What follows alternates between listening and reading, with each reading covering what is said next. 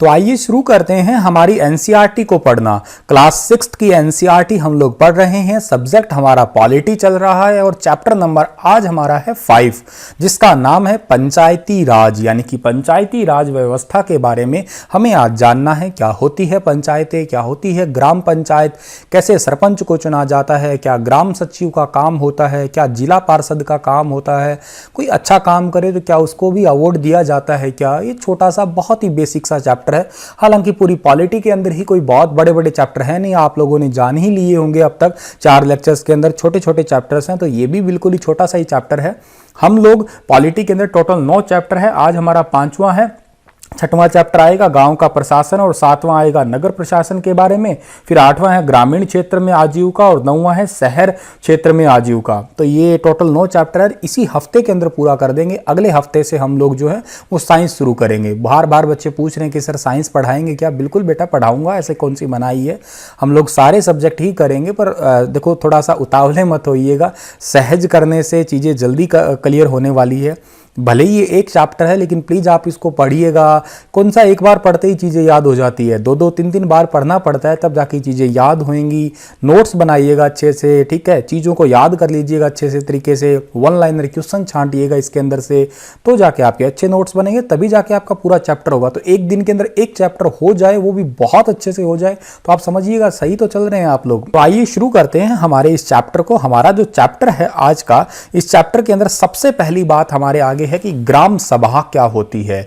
अब देखिएगा, ग्राम पंचायत और ग्राम सभा, इन दोनों में बहुत फर्क है। पहले तो मैं आपको इतना बता देना चाहता हूं कि जो ये चैप्टर पंचायती राज का है ना, इस चैप्टर का एक मुख्य उद्देश्य यूं कह दीजिएगा, या यह व्यवस्था यूं कह दीजिएगा कि बहुत जरूरी है किसी भी देश की लोकतांत्रिक सरकार को चुनने में, क्योंकि यहीं से जो है वो नींव डलती है लोकतंत्र की। शुरुआत है, फाउंडेशन है ये। यहीं से फिर धीरे धीरे जो है वो बड़ा होते होते सरपंच चुना, फिर आपका धीरे धीरे जिला पार्षद हुआ, फिर आप लोग बड़े लेवल पे विधायक हुआ, फिर सांसद हुआ, फिर प्रधानमंत्री, राष्ट्रपति, इस तरीके से लेवल पे जो है बातें जाती है आगे धीरे धीरे। लेकिन ये नींव है कह दीजिएगा आप लोग लोकतांत्रिक, किसी भी लोकतांत्रिक सरकार की, ये एक, या सरकार की कहिएगा, एक लोकतांत्रिक देश की कहिएगा, ये नींव होती है पंचायती राज व्यवस्था। इसे सबसे पहले राजस्थान से शुरू किया गया था पंचायती राज व्यवस्था।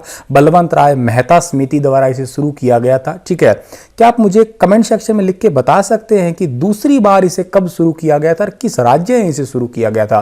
फैक्चुअल है, आप बताइएगा कमेंट सेक्शन में लिख के। हाँ जी, तो ग्राम सभा जो है, ग्राम सभा एक पंचायत के क्षेत्र में रहने वाले जितने भी अडल्ट लोग होते हैं, अडल्ट का मतलब यहाँ पे ये है कि 18 से ऊपर जिनकी उम्र हो चुकी है, उनको आप वयस्क या इंग्लिश में अडल्ट कहते हैं, उनकी ही सभा है। मतलब नाबालिग को इसके अंदर जो है शामिल तो बिल्कुल ही नहीं किया जा रहा है। हाँ, हो सकता है ये ग्राम सभा जो है वो एक गाँव की हो, या ये भी हो सकता है वो एक से ज़्यादा गाँव की भी हो सकती है।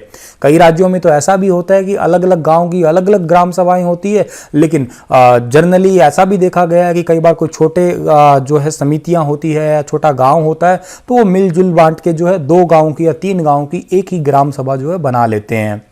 अब इनका ग्राम सभा का मेंबर कौन भी हो सकता है सर? तो ग्राम सभा का मेंबर वो हो सकता है जो वयस्क है, यानी कि जो अडल्ट है। अडल्ट किसे कहेंगे जी? जो 18 साल का है। अच्छा, उसको शामिल किस तरीके से किया जाएगा? शामिल करने का एक तो सिंपल सा ही तो तरीका है, जो वोट देने का जिसके पास अधिकार है, या जिसके गांव की जो मतदाता सूची होती है, जो यानी कि वोटर लिस्ट होती है, अगर उसका नाम उसके अंदर शामिल है तो सिंपल सी बात है, वो ग्राम सभा का मेंबर बन सकता है इजिली। लेकिन जो हमारी ग्राम सभा होती है, ये क्या क्या कर सकती है? मतलब ग्राम सभा में गांव की क्या क्या समस्याएं आती होगी, क्या क्या प्रॉब्लम्स आती होगी? तो सबसे पहली प्रॉब्लम तो यही आती है कि गांव के अंदर नालियां जो होती है ना, वो कच्ची रहती है, गलियां जो है वो कच्ची रहती है, तो उनको पक्का करवाना, या यूं कह दीजिएगा कि गांव के चारों तरफ वाली कोई छोटी मोटी सड़क होती है, या एक गाँव से दूसरे गाँव को जोड़ने वाली कोई सड़क होती है, उस सड़क का निर्माण करवाना, ये ग्राम सभा के अंदर सबसे पहली आने वाली एक प्रॉब्लम है। अब गांव के आगे दूसरी जो प्रॉब्लम सबसे बड़ी आती है वो है पानी की व्यवस्था करना, वाटर अरेंजमेंट करना।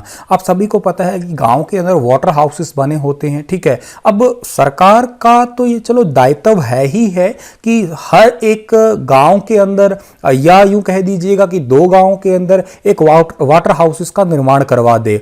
लेकिन पहले ही ये समस्या जो है गांव की डायरेक्ट सरकार तो नहीं सुनने वाली है, तो कौन सुनेगा, फिर वो ग्राम सभा के ही आगे जाती है। तो घर घर पे जो है टूटियां लग जाए, साफ पानी जाए। किसी किसी गांव क्षेत्र में तो ऐसा भी होता है कि पानी जो होता है वहाँ पे साफ नहीं होता है, या यूँ कह दीजिएगा उस गाँव के पूरा जल स्तर बहुत नीचे होता है, या पानी मीठा नहीं होता है। तो उस केसेस में जो है वो वाटर टैंकर जो है आते हैं, या अलग घर घर में जो है किसी भी तरीके से वाटर टैंक है या जल जो है उसके लिए जो कैंपर्स सुविधाएं हैं, या कई बार आरओ सुविधाएं जो आजकल देखने को मिल रही है कि सरकारी आरओ वगैरह लग रहे हैं। तो ये सारे काम, ये सारी प्रॉब्लम ग्राम सभा की द्वारा ही जो है निजात की जाती है, दूर की जाती है। तीसरी है फिर गरीब लोगों की मदद। अब इन गरीब लोगों में मतलब क्या है कि राशन के डिपो होते हैं, ठीक है। जैसे एग्जांपल से कि कोई अनुसूचित जनजाति गांव में रह रही है, अब जनजातियों का तो काम होता है कि वो एक जगह से दूसरी जगह तक घूमते रहते हैं, घुमंतु किस्म के लोग होते हैं। लेकिन कई बार देखने को ये मिलता है कि उन्हें इधर उधर घूमने पे जो है वो खाना वगैरह नहीं मिलता है, या उनको काम धंधे नहीं मिलते हैं। जैसे लोहार है, मान लेते हैं गडरिये लोहार, कई बार आपने देखा होगा आते होंगे, तो उनको कई बार काम नहीं मिलता है। तो क्या होता है कि उस केस में वो किसी स्थायी निवास पे बना के गांव में रहने लग जाते हैं। तो उनकी सेवा करना या उनकी हेल्प करना, ये सारी ग्राम सभा के ही जिम्मे आती है। तो मेनली 3 ही प्रॉब्लम आती है, बाकी छोटी मोटी और भी प्रॉब्लम है, लेकिन तीनों में से 2 ज़्यादा बड़ी प्रॉब्लम है। एक तो सड़क का निर्माण करवाना और एक पानी की व्यवस्था वाला।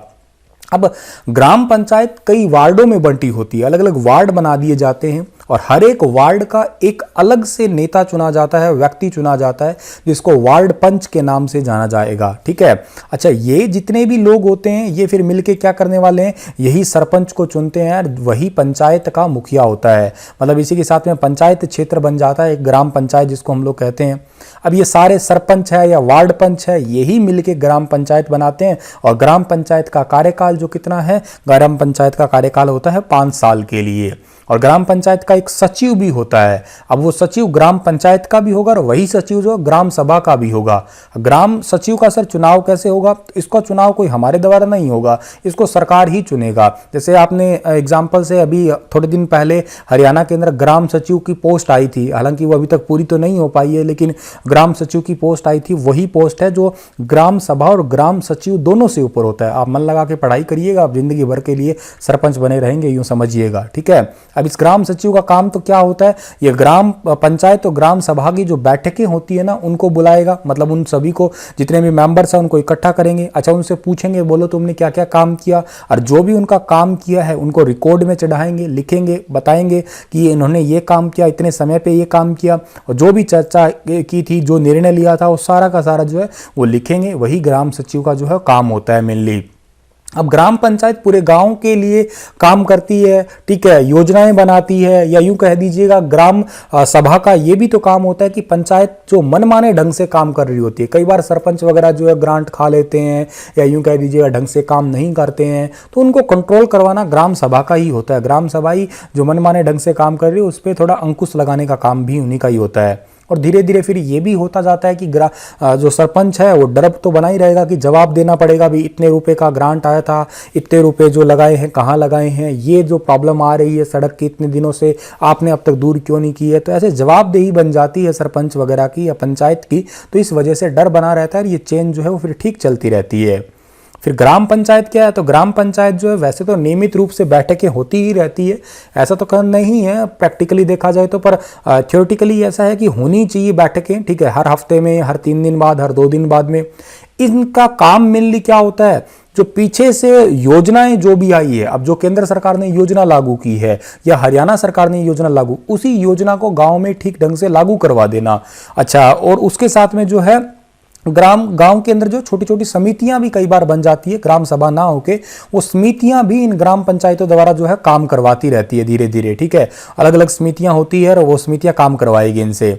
जैसे एग्जाम्पल से कोई निर्माण समिति बन गई। अब निर्माण समिति का काम क्या है, गांव के अंदर अगर कोई भी चीज़ बनेगी, कोई निर्माण कंस्ट्रक्शन काम होगा, जैसे कोई बिल्डिंग बननी है, कोई जानवरों के लिए अस्पताल बनना है, या कोई आंगनवाड़ी केंद्र बनना है, स्कूल बनना है, तो ये सारा काम कौन करवाने वाली है, ये सामुदायिक केंद्र के लिए, या कह दीजिएगा ये निर्माण समिति ही करवाएगी। अब सदस्य की बात की जाए, समितियों के मेंबर्स कौन होते हैं, तो वही होंगे जो ग्राम सभा के होते हैं, वही सेम ही तो होते हैं। या कई बार क्या होता है कि ग्राम सभा वाले कह दीजिएगा और थोड़े पंचायत वाले, दोनों लोग मिलके एक समिति बना लेते हैं और फिर वो विकास के लिए, गांव के विकास के लिए काम करते हैं। इसके अंदर सरपंच भी शामिल हो सकता है, इसके अंदर गांव के पंच भी शामिल हो सकते हैं और कुछ और अडल्ट लोग भी इसके अंदर जो है शामिल हो जाते हैं कई बार। अब ग्राम पंचायत के काम क्या है, तो काम तो एक तो मैंने आपको पहला तो बता ही दिया कि जो केंद्र सरकार या जो राज्य सरकार योजनाएं बनाती है उसको लागू करवाना। दूसरा काम क्या होता है, गांव में सड़कें बनवाना, ग्रांट पीछे से आए तो अब विकास कार्य तो वही करवाएंगे, नालियां बनवा देना, स्कूल है स्कूल के अंदर जीर्णोद्धार करवाना या है नहीं तो बनवा देना, या कोई ऐसी सामुदायिक बिल्डिंग है उनको बनाना, पानी के स्रोत अभी जैसे कि मैंने कहा कि जो टूंटियां है या वाटर हाउसेस है उनको ठीक करवाना, उनके रख रखाव, उनका निर्माण, वो सारे काम करना के साथ ही पंचायती जमीन होती है, उस पंचायती जमीन को गांव का कोई ना कोई व्यक्ति तो जो है बोता रहता है, तो उसका टैक्स होता है फिर कुछ ना कुछ, उस टैक्स को लगाना, हर साल अपडेट होता रहता है, बोली वगैरह लगती रहती है, और जो भी टैक्स आए उसको इकट्ठा करना।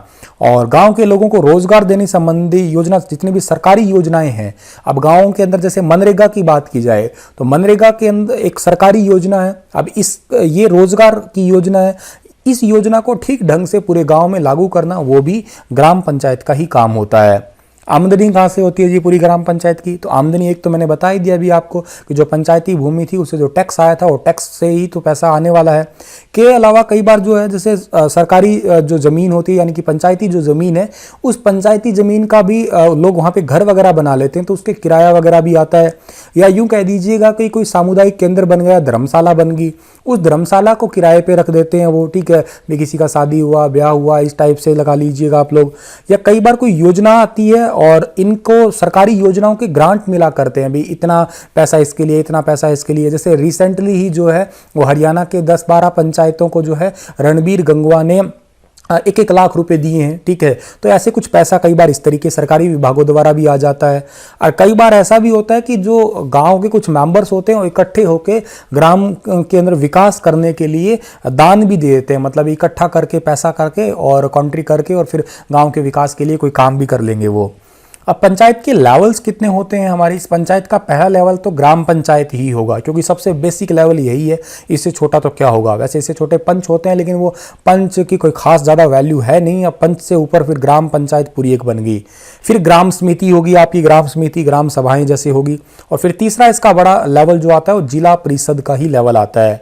अब पंचायती राज व्यवस्था मैंने आपको बता ही दिया कि एक ऐसी व्यवस्था है जिससे लोग अपनी सरकार में भाग ले सकते हैं, और यही व्यवस्था जो ऐसी है जो लोकतांत्रिक सरकार की पहली सीढ़ी है। इसके बिना यूं कह दीजिएगा कि लोकतांत्रिक सरकार बना पाना इतना आसान भी कहाँ है।